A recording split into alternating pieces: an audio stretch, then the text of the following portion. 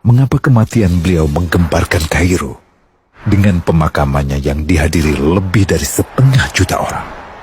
Mari kita simak kisah dari Asosiasi Universitas Islam Mesir ini.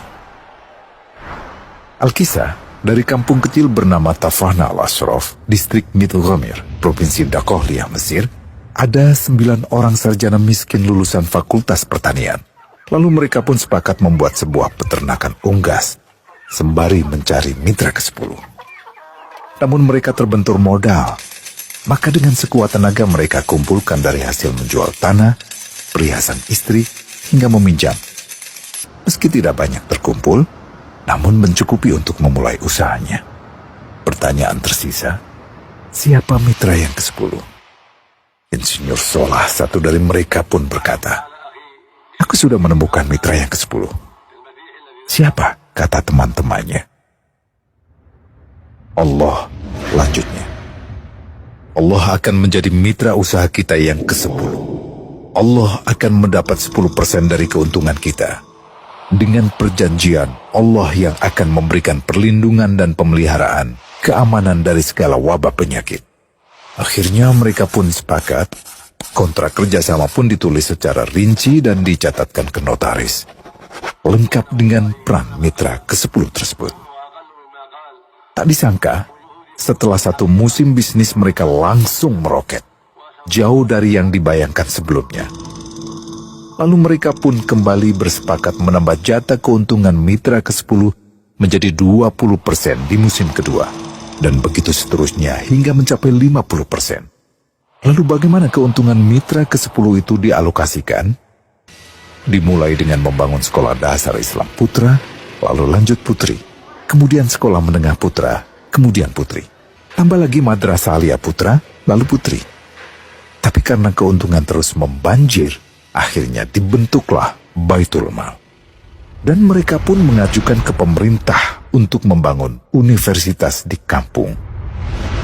Awalnya ditolak dengan alasan tiadanya akses bagi para mahasiswa. Tak berapa lama mereka pun mengajukan pembangunan universitas lengkap dengan stasiun kereta beserta jalurnya dengan biaya mandiri. Akhirnya permintaan ini disetujui. Dan pertama dalam sejarah Mesir, berdirilah sebuah universitas di perkampungan kecil. Semakin berkembang, dibangun pula fakultas kedua, ketiga, keempat hingga asrama putri dengan kapasitas 600 kamar. Lalu asrama putra dengan 1.000 kamar. Tiket kereta api pun digratiskan untuk memudahkan transportasi menuju kampung tersebut. Tak cukup hanya itu, dibangun Baitul Mal berikutnya hingga hilang kemiskinan di daerah tersebut. Dan program ini diduplikasi ke kampung-kampung lain hingga bisa dikatakan tak ada kampung yang disinggahi Insinyur Solah kecuali akan dibangun Baitul Mal untuk warga. Bantuan pun diberikan untuk fakir miskin dan para janda. Pemuda pengangguran pun dilatih untuk mengelola perkebunan sayur hingga mandiri, bahkan sampai bisa mengekspor ke negara tetangga. Pada saat panen raya, seluruh penduduk dikirimi paket sayur. Di hari pertama Ramadan diadakan buka puasa bersama untuk seluruh penduduk desa. Mereka memasak dan hadir ke lapangan yang dipenuhi beraneka makanan. Disiapkan juga perabotan untuk gadis-gadis yatim yang ingin menikah. Dan ini semua merupakan sedikit dari banyaknya kebaikan yang dilakukan oleh Insinyur Solah. Hingga pada akhirnya disepakatilah keuntungan perusahaan 100% untuk Allah. Insinyur Solah yang awalnya adalah salah satu mitra usaha berubah menjadi karyawan Allah. Dia hanya menerima gaji, namun dia memberikan Tuhannya syarat agar membuatnya hanya butuh kepadanya dan hanya meminta kepadanya.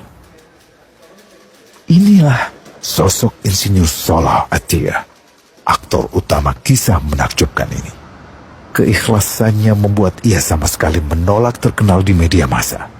Dan kini, meski orang yang melibatkan Allah ke dalam bisnisnya ini telah wafat, terbayang seluruh amal jariahnya yang selalu mengalir untuknya. Masya Allah. Pertanyaannya, akankah ini hanya menjadi sebatas kisah saja? Atau menjadi teladan bagi kita untuk mengikuti jejaknya?